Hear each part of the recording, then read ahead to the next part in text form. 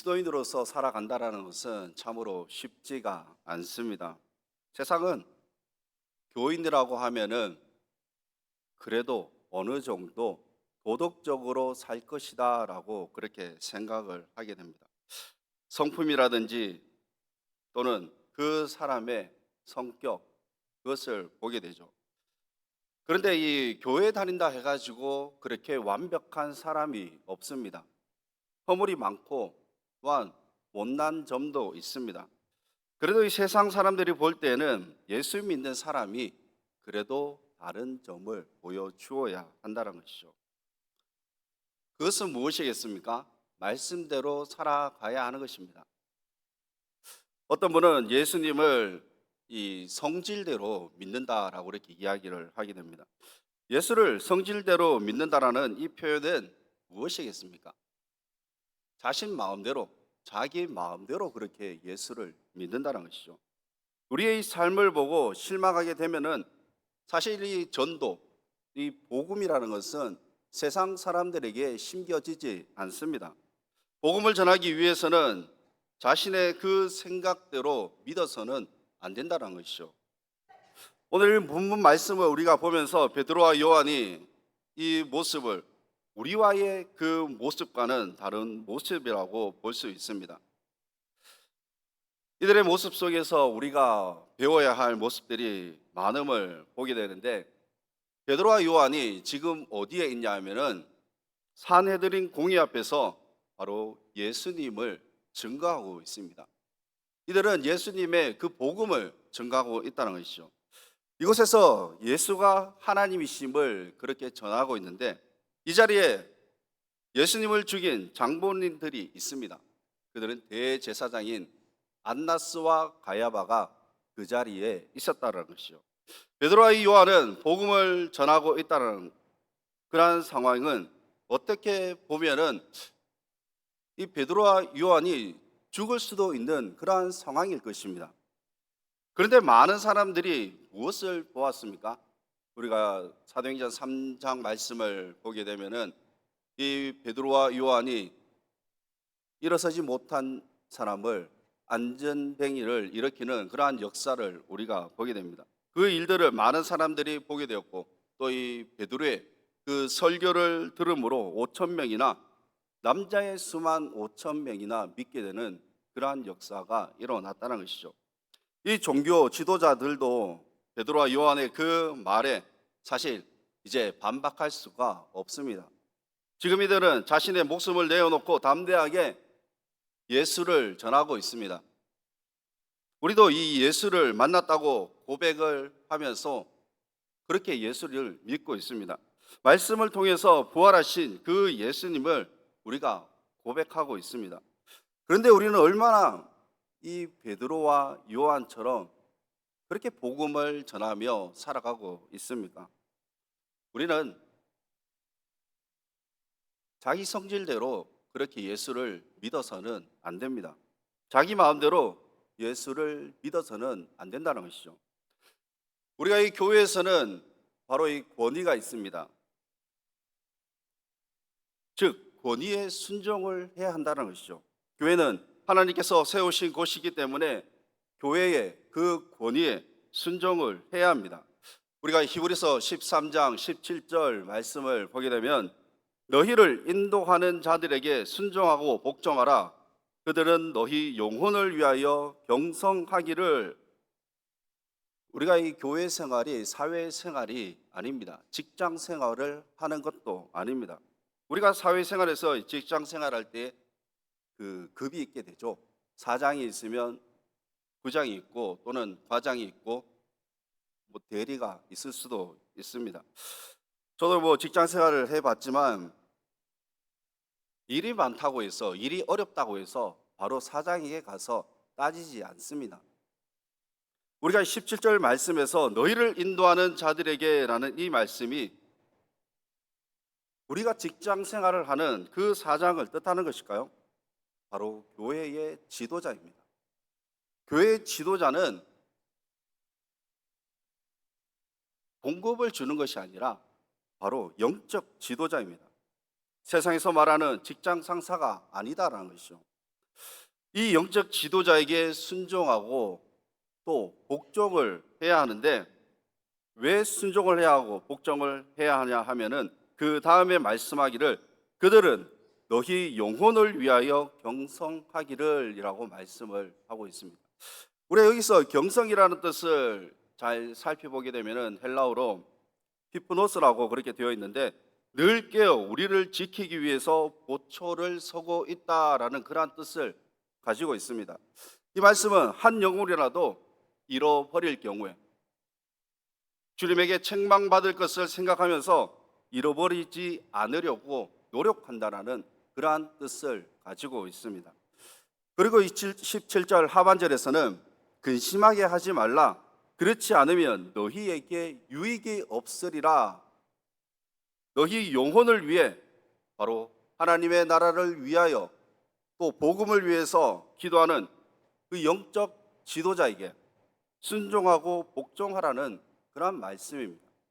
이 말씀이 그저 인간에게 순종하고 복종하라는 그러한 뜻이 아닙니다.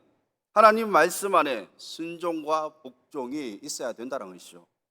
우리는 이러한 모습으로 살아가야 하는 것입니다.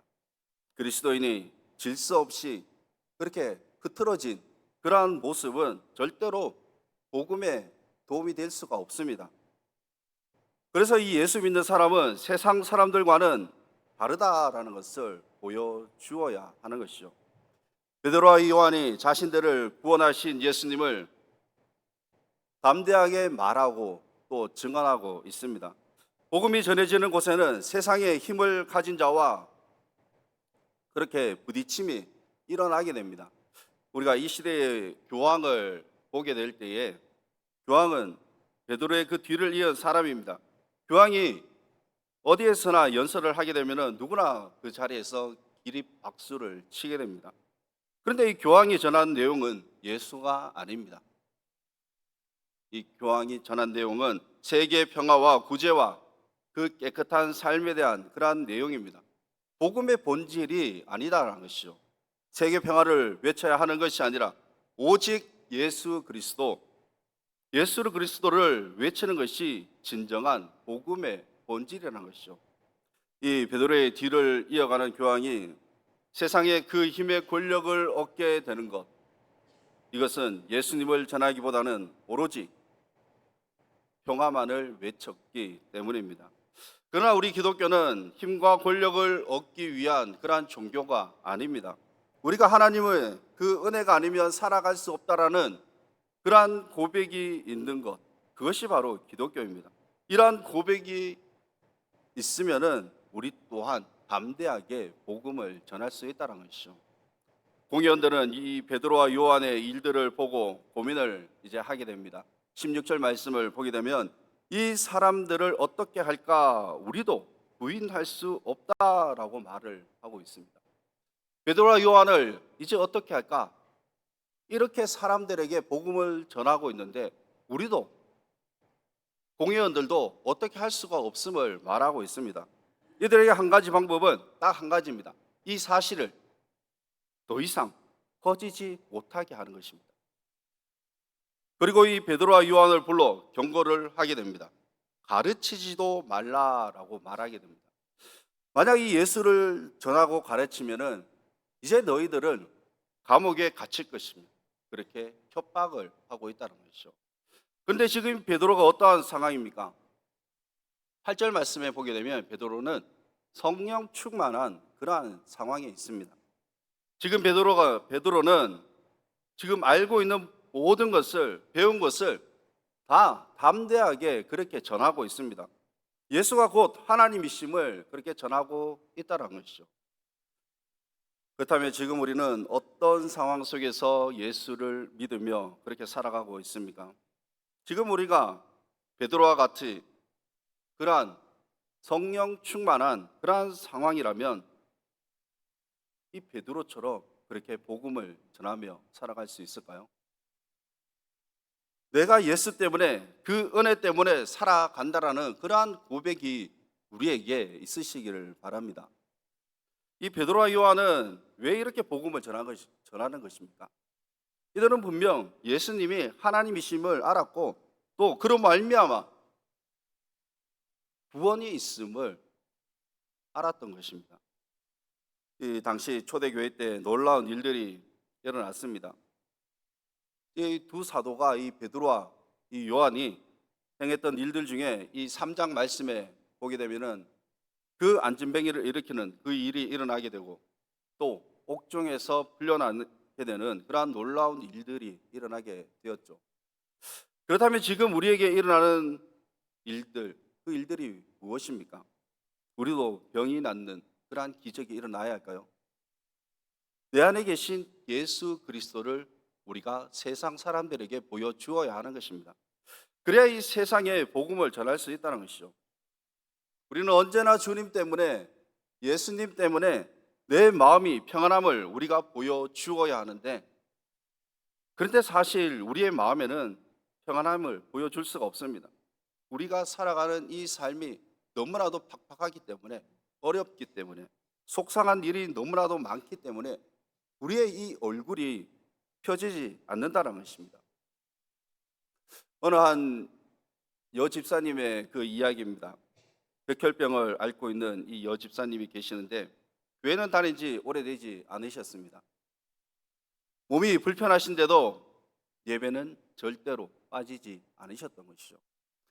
목사님께서 힘드시지 않느냐라고 그렇게 물어보게 되니 그래도 죽기 전에 이 복음을 들을 수 있어서 예수를 알아서 행복하다고 합니다.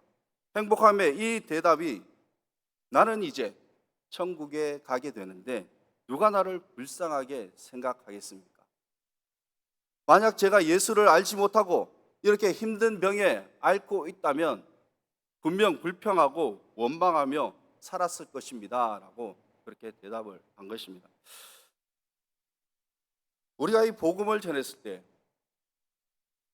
이러한 분에게 복음이 전해 들어갔다면, 예수님을 받아들인다면 얼마나 기쁜 일이겠습니까? 한 장로님은 이 식도암에 위암까지 걸려서 식도와 그 위를 잘라내도 나는 불행하지 않다라고 그렇게 고백을 하게 됩니다. 그것은 예수 믿는 것이 행복해서 그 행복을 감추지 못해서 예배 자리에 나온다고 합니다. 예수 믿는 모습이 이러한 모습이 되어야 하지 않겠습니까?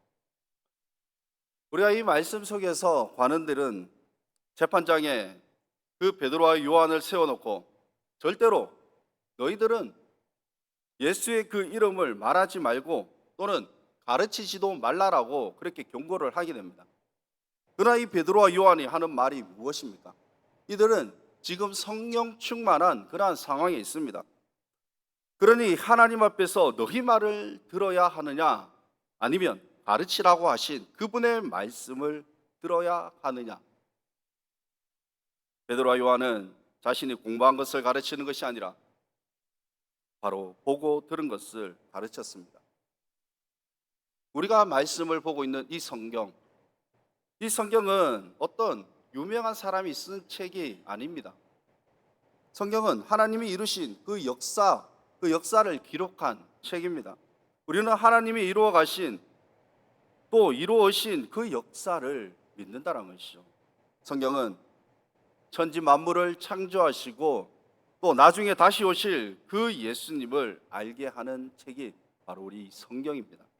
세상에 수많은 책들이 있지만 이 세상의 책은 우리 인생을 살아가면서 삶의 그 유익을 전하는 것에 불과합니다. 그러나 우리의 이 영혼을 살리는 책은 오직 이 성경, 하나님의 말씀밖에 없다는 것이죠. 우리가 이 성경 전체의 주제가 바로 예수 그리스도, 하나님의 나라입니다. 우리를 위하여 십자가에 죽으신 예수님 때문에 하나님의 그 나라에 갈 수 있다는 이것보다 더 중요한 것이 무엇이 있겠습니까? 이 감리교의 창시자인 요한 웨슬리라는 사람은 참 이 독서의 광이었다라고 그렇게 말을 하게 됩니다. 20살이 되기 전까지 읽은 책이 무려 이 3,000권이라고 합니다. 많은 책을 읽었죠. 3,000권입니다. 그런데 그가 회심한 이후에 평생 한 권의 그 책만 읽었다고 하는데 그 책이 바로 이 성경입니다. 배운 것도 없고 학문이 없는 베드로와 요한, 이들은 오직 예수였습니다. 당대에 학문이 있는 사도 바울 또한 예수님을 만나고 오직 예수만을 외쳤습니다. 배운 것도 없었던 베드로와 요한, 또 똑똑했던 그 사도 바울이나 답하는 것이 오직 예수밖에 없었습니다. 베드로와 요한은 하나님 앞에서 너희의 말을 듣는 것이 하나님의 말씀을 듣는 것보다 옳은가 너희들이 판단하라라고 말하게 됩니다.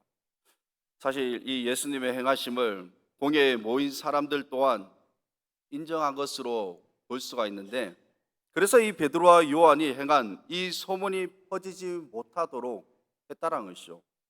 모든 사람들이 그 옳은 일을 보면서 바로 온전히 하나님 앞에 영광을 돌렸던 것입니다. 이 베드로와 요한이 한 말 가운데서 참 용기가 없다면, 그 상황에서 용기가 없으면 할 수 없는 말입니다. 담대함이 없으면 복음을 전할 수 없다라는 것입니다. 소련이 해체되기 전에 이 기독교인들을 말살하기 위해서 고문을 했다고 합니다. 어른은 물론이거니와 어린아이들까지 다 잡아가게 되는데, 그 중에 이 12살짜리의 그 여자아이를 고문을 하면서 예수를 믿지 않으면 안 믿겠다라고 하면은 풀어주겠다 합니다. 근데 그 여자아이는 끝까지 부인하지 않았습니다. 결국 그 아이는 죽게 되었죠.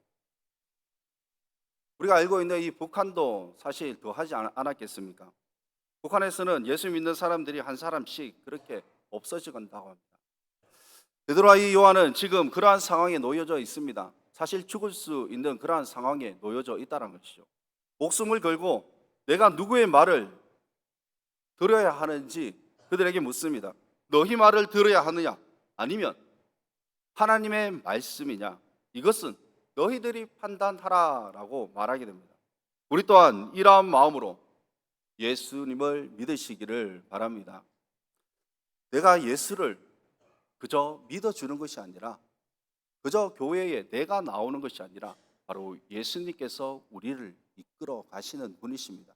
우리의 인생을 주님께서 이끌어 가시는 분이시지 내가 오고 싶어서 가고 싶어서 오는 것이 아니다라는 것이죠. 오늘 말씀을 마무리하겠습니다. 우리는 사람을 기쁘게 하고 사람들에게 우리가 인기를 얻기 위하여 또는 좋은 평판을 받기 위해, 듣기 위해 살아가는 것이 아닙니다. 하나님이 우리를 평가해 주시는 삶이 진정한 삶이 되는 것입니다. 이것이 바로 십자가를 지는 것이고 또는 자기 부인입니다. 이 사도들의 삶은 하나님이 기뻐하시는 일이, 그 일이 무엇인지에만 관심을 두었습니다. 이것이 바로 하나님께 영광을 돌리는 것입니다. 그리스도인으로 살아간다는 것이 참으로 쉽지가 않습니다. 세상 사람들이 볼 때에도 저 사람이면 교회를 다녀야 하겠구나, 그러한 평판을 받아야 하는데 우리는 사실 그렇게 살기가 쉽지가 않죠. 우리는 알고 있습니다. 어떻게 하면은 하나님께서 기뻐하시는 삶을 살아야 하는지 우리는 분명히 알고 있습니다. 복음을 전하는 그러한 그리스도인이 될 때에 하나님께서는 우리의 그 삶을 보시고 기뻐하신다는 것이죠. 우리는 세상을 전하는 자들이 아니라 바로 하나님을 전하는 자들입니다. 하나님을 전할 때 우리를 비판을 하고 우리를 손가락질한다 할지라도 우리가 경험하고 배운 그 하나님을 전하는 것이 진짜인 줄 우리가 믿으시길 바랍니다. 이렇게 베드로와 요한이 하나님 앞에 영광을 돌렸던 것처럼 우리 또한 참된 그리스도인으로서 내가 어떠한 일을 한다 할지라도 예수 그리스도를 버리지 않고 또한 복음을 전하며 하나님께 영광 돌릴 수 있는 우리 모두가 되시기를 주님의 이름으로 축원합니다. 기도하겠습니다. 거룩하신 하나님 아버지의 은혜를 감사합니다. 우리가 복음의 그 전도자가 되어야 함에도 불구하고 우리의 삶이 너무나도 부끄러워 예수를 전하지 못하는 삶을 살았음을 주님 용서하여 주시옵소서. 앞으로의 삶은 주님을 전하는, 복음을 전하는 자로서 주님의 그 영광을 위한 삶을 살아가기를 원합니다. 주님, 이 땅에서 한순간 살아가는 세상이지만 우리가 이곳에 목매어 살아가는 것이 아니라 오직 주를 위해서 살아갈 수 있는 그러한 인생이 되게 하여 주시옵소서. 오직 예수 그리스도 주님만을 바라보며 살아가는 우리 모두가 되게 하여 주시옵소서. 감사드리며 예수님 이름으로 기도드리옵나이다.